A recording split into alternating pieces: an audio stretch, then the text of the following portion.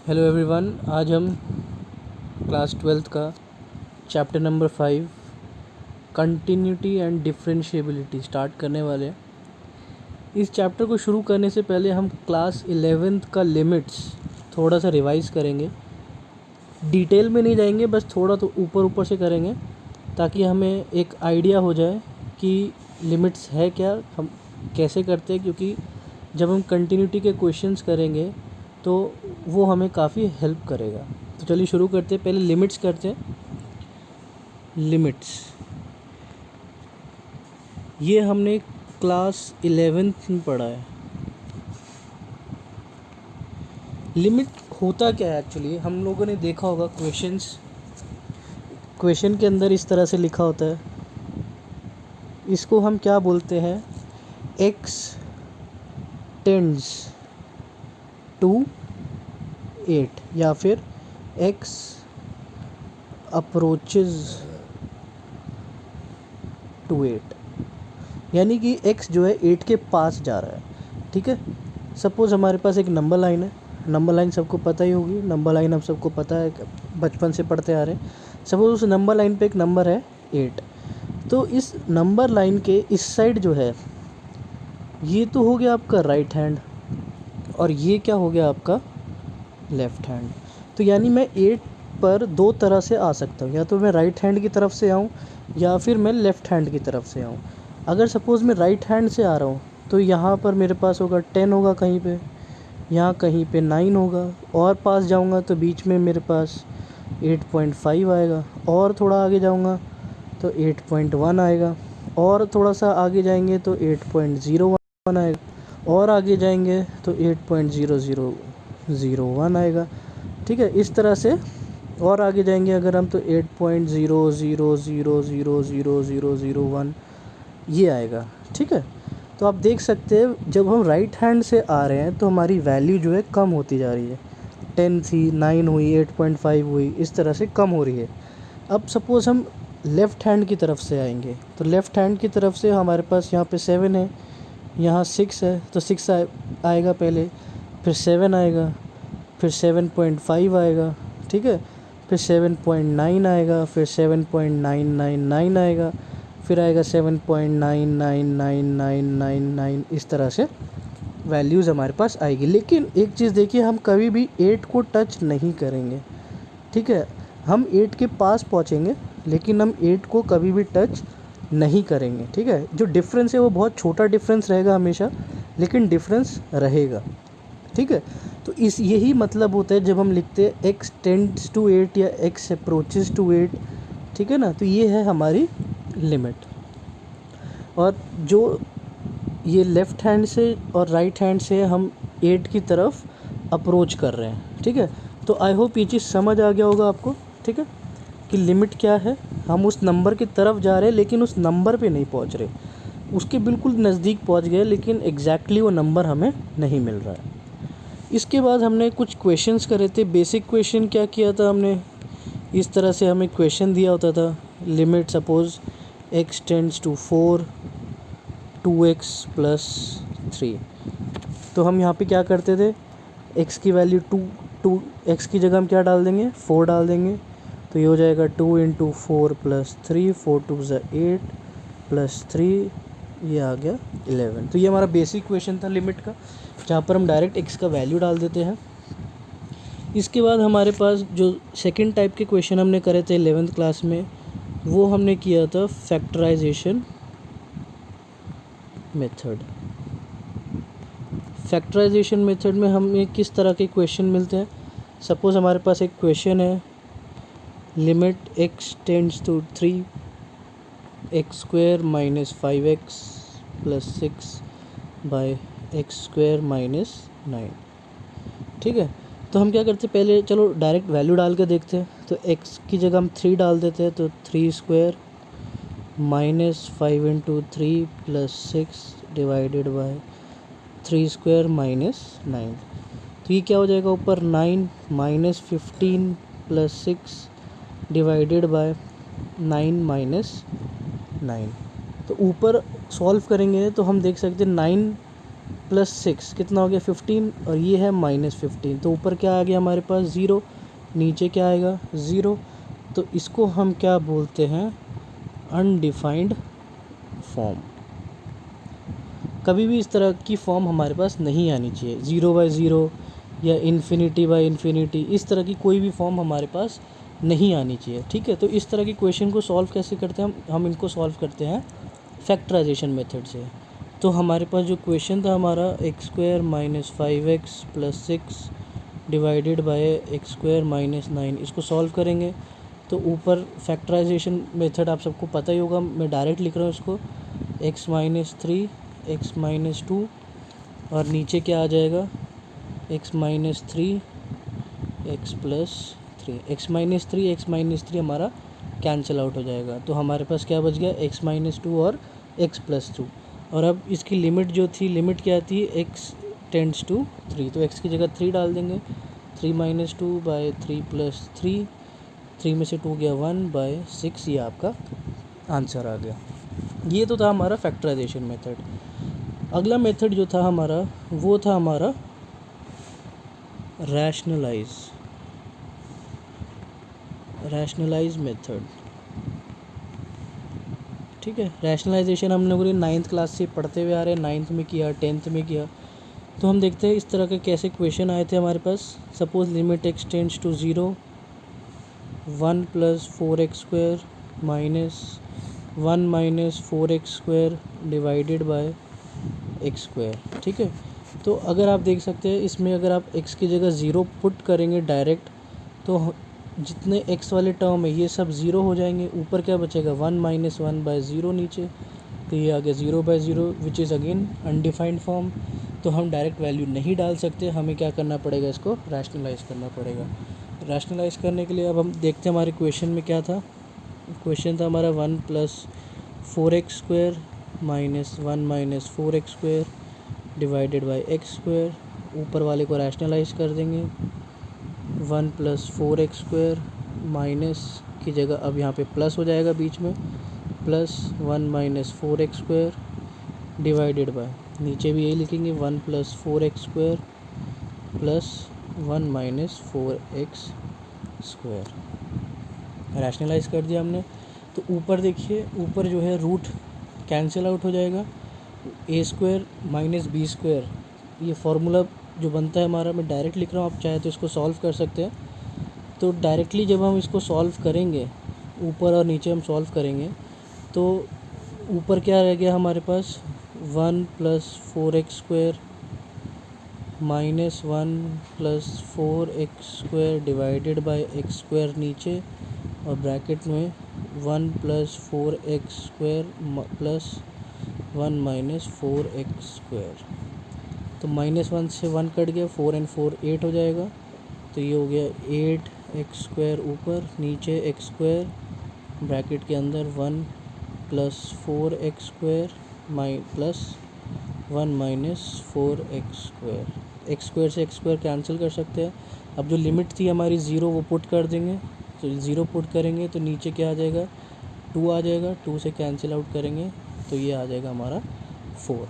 तो इस तरह के हमने क्वेश्चंस किए थे 11th क्लास में। और कुछ फार्मूलेज थे हमारे पास लिमिट के ऊपर, फार्मूलेज देख लेते हैं वो क्या थे हमारे पास। Limit x tends to 0, sin x/x = 1, limit x tends to 0, cos x = 1, limit x tends to 0, tan x/x = 1, limit x tends to 0, e⁻x - 1/x = 1, limit x tends to 0, ax - 1/x = log a, limit x tends to 0, x⁻n - a⁻n divided by x - a = n(a)n-1। और भी बहुत सारे फार्मूलेज थे, लेकिन ये थोड़े main फार्मूलेज मैंने आपको बताए हैं जो आपको 12th क्लास में थोड़ा हेल्प करेंगे। तो ये फार्मूलेज है, प्लस इसके साथ साथ जो बाकी जो फार्मूलेज है, जो बेसिक फार्मूलेज है, उनको भी याद रखना है हमें। ताकि हमें इस चैप्टर को समझने में इजी हो जाए। तो ये तो हमारा था लिमिट्स, जो बेसिक हमने क्लास 11th में पढ़ा है। हमने सिर्फ अभी बहुत हल्का किया है, ज़्यादा डिटेल में डिस्कशन नहीं किया है लिमिट्स के ऊपर, ठीक है। अगर आपको थोड़ा डिटेल देखना है तो आपको 11th क्लास का वो चैप्टर ज़रूर देखना पड़ेगा, ठीक है। तो फ़िलहाल ये चैप्टर समझने के लिए मेरे ख्याल से इतना काफ़ी है आप लोगों के लिए। आपको बस याद आ जाएगा कि हाँ लिमिट था क्या एक्चुअली में। अब आगे बढ़ते हैं। हमारा जो चैप्टर है कंटिन्यूटी, ठीक है। देखो कंटिन्यूटी का मतलब क्या है, कोई भी चीज़ जब कॉन्टीन्यूस होती है,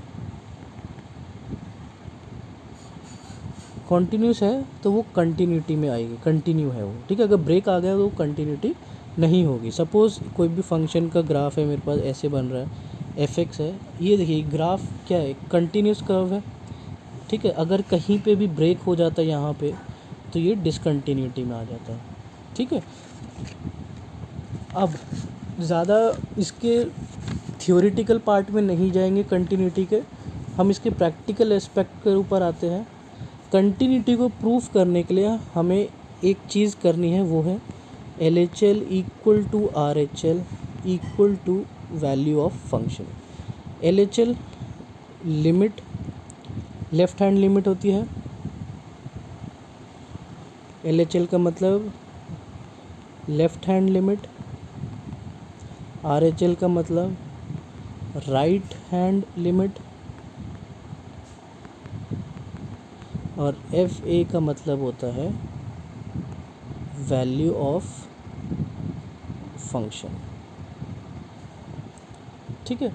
लेफ़्ट हैंड लिमिट यानी जो लिमिट लेफ़्ट हैंड की तरफ से आती है, जैसे अभी आपको स्टार्टिंग में बताया था, उसको लेफ़्ट हैंड लिमिट बोलते हैं। जो राइट हैंड की तरफ से आएगी वो राइट हैंड लिमिट होती है। और FA कोई भी वैल्यू हो सकती है, तो वो उसको कहते हैं वैल्यू ऑफ फंक्शन। तो जब ये तीनों चीज़ इक्वल होती हैं तो हम कहते हैं कि ये एक कंटिन्यूस कर्व है, यानी कि कंटिन्यूटी एग्जिस्ट करती है, कंटिन्यूस है। अगर कुछ भी इक्वल नहीं होगा तो ये डिसकंटिन्यूटी के अंदर आ जाएगा, ठीक है। थोड़ा सा और इसको अगर समझने के लिए थोड़ा सा और एक्सप्लेन करते हैं इसको। सपोज़ हमारे पास एक ग्राफ मैं बनाता हूँ आपको fx का।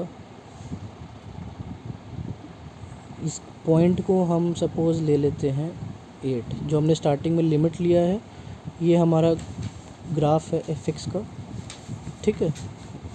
ये हमने सर्कल कर दिया, डार्क कर दिया इस पॉइंट को, और इसको हम ओपन इंटरवल पे ले लेते हैं इस तरह से fx। तो अब आप ये देखिए, ये वैल्यू कुछ रहेगा। सपोज़ इसको हमने 10 ले लिया, और ये आपको पता है ये क्या होता है, ये y होता है, ये x होता है, और ये कोई पॉइंट आएगा y एक्सिस के ऊपर। सपोज़ इसको 12 ले लेते हैं हम, ठीक है। ये स्ट्रेट लाइन में है अभी, ठीक है। ये थोड़ा वैसे अगर बन गया है तो इसको मत देखिएगा, ये स्ट्रेट लाइन पर है, 8 ही है पॉइंट। ये पूरा पॉइंट जो है ये 8 है। बस यहाँ पे फ़र्क क्या है कि ये बीच में एक थोड़ा सा ब्रेक आ गया ग्राफ के अंदर, ठीक है ना। तो अब आप ये देखिए, जब हम लेफ़्ट हैंड की तरफ से आ रहे हैं, ये लेफ़्ट हैंड वाला साइड है LHL, ठीक है। जब हम लेफ़्ट हैंड की तरफ से आ रहे हैं तो जो लिमिट है x टेंडिंग टू 8 माइनस, हम माइनस इसलिए लिख रहे हैं क्योंकि वो वैल्यू जो है 8 से छोटी होती है, ठीक है। ये थोड़ा ग्राफ जो है हमारा रब हो गया है, इसको दोबारा बना लेते हैं। देखिए ये फंक्शन था fx, ये पॉइंट हमने 8 लिया था, और इसी के ठीक ऊपर से हमने आगे का ग्राफ बनाया था। ये वाला पॉइंट हमने 12 लिया था, और ये पॉइंट हमने 10 लिया था। ये बीच में जो है डिसकंटिन्यूटी है। तो जब लेफ़्ट हैंड की तरफ से आ रहा है limit x tending to 8 minus, ये LHL है, ठीक है। माइनस इसलिए लेते हैं हम क्योंकि वैल्यू जो है 8 से छोटी रहती है। जैसे स्टार्टिंग में मैंने आपको बताया था 7 आएगा, 7.9 आएगा, लेकिन वो 8 नहीं जाएगा, वो 8 से छोटा रहेगा, इसलिए हम माइनस लेते हैं, ठीक है। तो जब आप ये देखिए, जब लेफ़्ट हैंड की तरफ से आ रही है तो ये वैल्यू क्या दे रहा है, y एक्सिस पे 10 दे रहा है, ठीक है।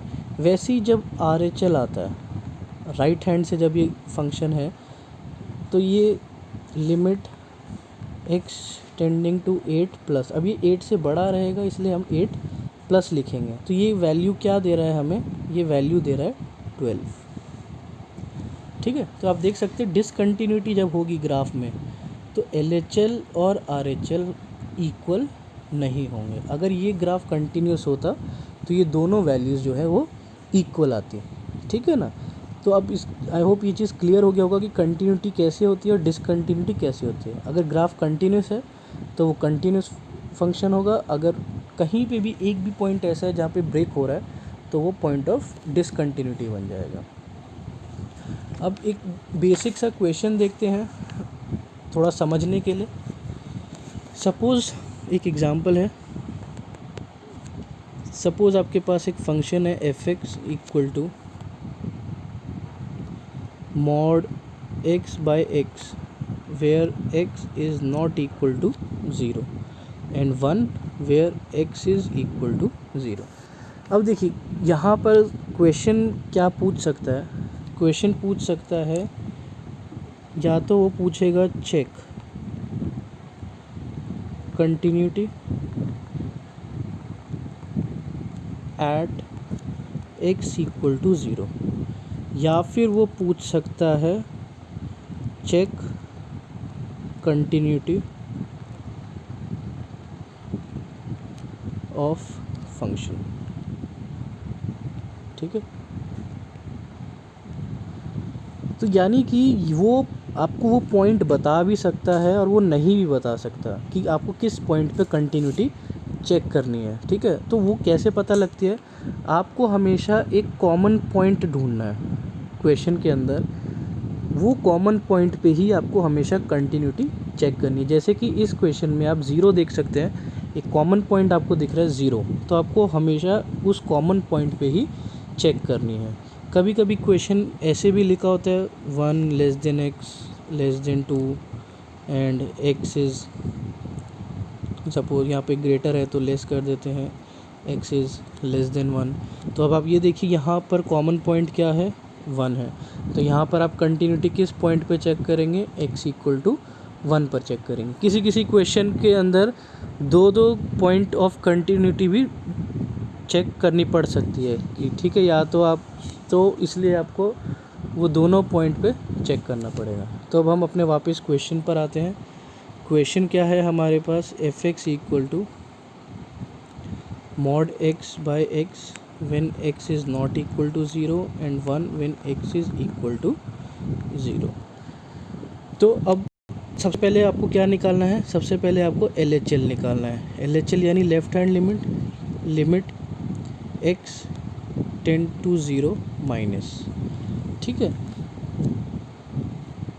fx यानी कि limit x tend to 0 minus.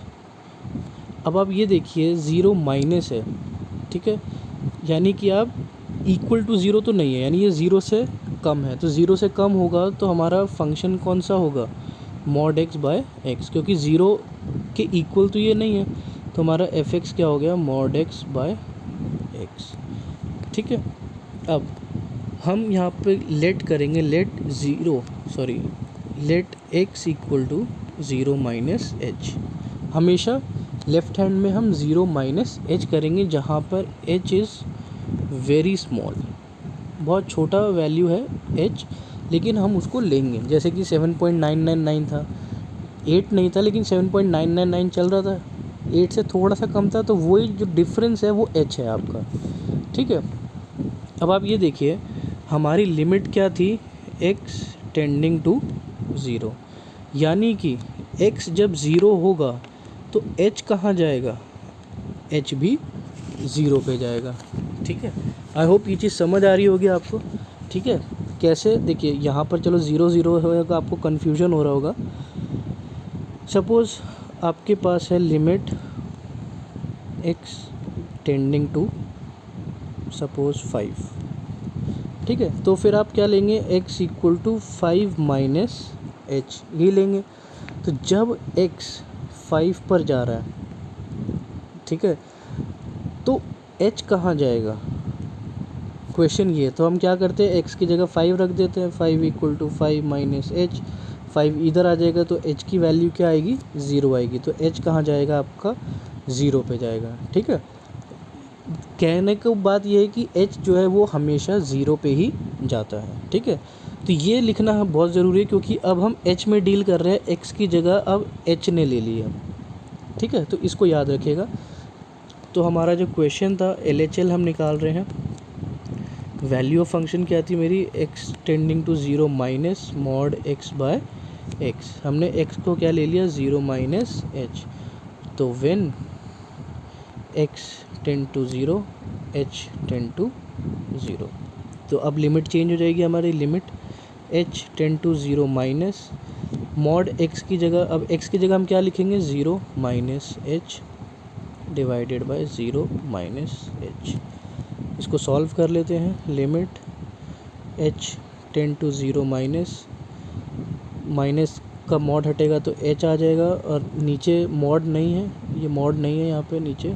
ठीक है, नीचे माइनस h, तो h से h कैंसिल हो जाएगा, ये आ गया माइनस का 1।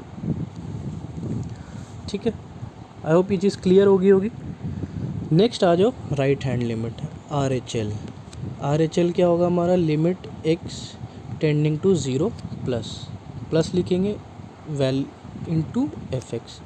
अब फिर से देखना है हमें क्वेश्चन में कि fx क्या है हमारा, fx जो है वो limit x tending 0 plus mod x by x। क्यों, क्योंकि mod x by x not equal to 0 है। फिर से हम क्या करेंगे, x equal to 0 plus h। अब यहाँ पर हम 0 प्लस h लेंगे, क्योंकि ये राइट हैंड लिमिट है। तो when x tending to 0 h tending to 0, तो लिमिट हमारी क्या हो जाएगी, h tending to 0 plus x की जगह 0 plus h by 0 plus h। तो ये हो जाएगा h by h, cancel out हो जाएगा, 1 आ जाएगा। तो आप यहाँ पे देख सकते हैं LHL मेरा कितना आया था, -1। RHL कितना आया, 1। LHL is not equal to RHL, तो ये क्या है, डिसकंटिन्यूस। तो ये हो गया हमारा डिसकंटिन्यूस फंक्शन। आई होप ये चीज़ क्लियर होगी। ठीक है, अगर नहीं हुई है तो हम एक और क्वेश्चन करते हैं, उससे क्लियर हो जाएगी। एक और एग्जांपल देखते हैं हम। एग्जांपल, सपोज़ आपके पास एक फंक्शन है fx equal to 1/2 sorry fx 1/2 minus x 0 less than equal to x less than equal to half, and 3/2 minus x, बीच में एक और है 1 when x is equal to 1/2 and 3/2 minus x 1/2 less than x less than equal to 1। अब आप ये देखिए, यहाँ पर सिर्फ क्वेश्चन है कि check the continuity of the function. उसने कोई पॉइंट नहीं दिया, तो आप पॉइंट कैसे निकालेंगे। अब आप ये देखिए 1/2 1/2 1/2 कॉमन पॉइंट है, तो यानी जो पॉइंट कॉमन है हम उसी पॉइंट पे अपनी कंटिन्यूटी चेक करेंगे। तो कंटिन्यूटी हम किस पॉइंट पे चेक करेंगे, हम हाफ पे चेक करेंगे। ठीक है, तो इसको आगे चलिए सॉल्व करते हैं। सबसे पहले हम निकालेंगे LHL, यानी limit x tending to 1/2 minus, left hand limit निकाल रहे हैं। अब 1/2 से कम है, तो आप क्वेश्चन में देखिए 1/2 से कम का फंक्शन कौन सा है मेरा, वो है 1। जब x जो है 1/2 से कम है, तो आप क्वेश्चन के अंदर देखिए, जो क्वेश्चन है वो क्या बन जाएगा मेरा, 1/2 माइनस x। क्लियर है। अब फिर से वही करेंगे, x equal to 1/2 minus h ले लेंगे। ठीक है, अब देखिए when x tend to 1/2 h कहाँ जाएगा, h 0 पे जाएगा। ठीक है, तो इसको लिख लेते हैं, limit h tend to 0 minus 1/2 minus x की जगह क्या लिखेंगे, 1/2 माइनस h। इसको सॉल्व करेंगे, 1/2 minus 1/2 minus minus plus h, cancel हो जाएगा, क्या बचा h, और h की वैल्यू क्या है, 0। तो ये आंसर क्या आ गया आपका, 0। अब निकालेंगे हम right hand limit RHL, limit x tending to 1/2 plus, अब जब प्लस से बड़ा है x तो फंक्शन क्या बन जाएगा 3/2 माइनस एक्स। अब x को हम क्या लेंगे 1/2 plus h, x tending to 1/2, h tending to 0, तो limit h tend to 0 plus 3/2 minus x की जगह लिखा 1/2 प्लस h। सॉल्व करेंगे 3/2 माइनस 1/2 माइनस h, जब हम इसको सॉल्व करेंगे तो एलसीएम लेंगे 3 माइनस 1 2 हो जाएगा, 2/2 कैंसिल हो जाएगा, तो ये क्या बचा 1 माइनस h, h की जगह 0 रखेंगे तो आंसर क्या आ गया मेरा 1। तो अब आप यहाँ पे देख सकते हैं LHL मेरा क्या आया था 0, RHL मेरा क्या आया 1, तो LHL is not equal to RHL, तो ये पॉइंट क्या हो गया discontinuous at x equal to 1/2। इस तरह से आपको चेक करना होता है फंक्शन कंटिन्यूस है डिसकंटिन्यूस है। अगर ये इक्वल आ गया तो कंटिन्यूस, अगर ये इक्वल नहीं है तो ये डिसकंटिन्यूस। ठीक है। अब कभी कभी कोई बहुत से क्वेश्चन मेरे पास आते हैं जिसमें हमें a और b का वैल्यू निकालना होता है। For example f(x) equal to 3ax plus b when x is greater than 1, 11x equal to 1, 5ax minus 2b x less then 1, ये माइनस है बीच में। ठीक है। अब वो क्वेश्चन कह रहा है कि ये कंटिन्यूस है at x equal to 1 and हमें a और b का वैल्यू फाइंड आउट करना है। ठीक है। कंटिन्यूस हमें दे रखा है एट x इक्वल टू 1। ठीक है। आप देख सकते हैं कॉमन पॉइंट भी क्या है यहाँ पर 1 है। ठीक है ना। तो अब कंटिन्यूस है यानी कि LHL equal to RHL equal to FA होगा, क्योंकि कंटिन्यूस है तो उसकी जो कंडीशन है उसको सेटिस्फाई करेगा ये। तो हम सबसे पहले LHL निकाल लेते हैं। LHL क्या है limit x tending to 1 minus, यानी 1 से छोटा। तो 1 से छोटा के लिए हमारा फंक्शन क्या होगा 5ax माइनस 2b। ठीक है। 1 पुट कर देते हैं तो ये हो गया 5a माइनस 2b। ठीक है। वैसे ही RHL निकाल लेते हैं। RHL क्या होगा limit x tending to 1 plus, अब 1 प्लस यानी 1 से बड़ा है तो क्या होगा 3ax प्लस b, 1 पुट करेंगे तो ये आ गया 3a प्लस b। ठीक है। Next value of function f(x) निकालना है when x is equal to 1, तो यानी f(1) निकालना है। f(1) कितना आ गया मेरा 11। ठीक है। तो अब हम क्या करते हैं LHL equal to RHL equal to FA, इस कंडीशन को हम यूज़ करते हैं। तो LHL कितना है मेरा, LHL मेरा आया था 5a minus 2b equal to 11, लिख सकते हैं वैल्यू ऑफ फंक्शन के। और राइट हैंड लिमिट क्या आई थी मेरी 3a minus b equal to value of function, sorry यहाँ पे प्लस हो 3a plus b equal to value of function. ठीक है। अब हमें कुछ नहीं करना है, हमें इसको सॉल्व करना है। सॉल्व करने के लिए हम लीनियर इक्वेशन है, ठीक है, इजीली सॉल्व कर सकते हैं, सबको आता होगा। तो इसको सॉल्व नहीं करूँगा मैं, डायरेक्ट मैं आपको बताया तो इसका आंसर क्या आएगा a equal to 3 and b equal to 22। आप चाहे तो इसको सॉल्व कर ले, आपको यही आंसर मिलेगा। ठीक है। तो आई होप आपको कंटिन्यूटी का मतलब समझ आ गया होगा।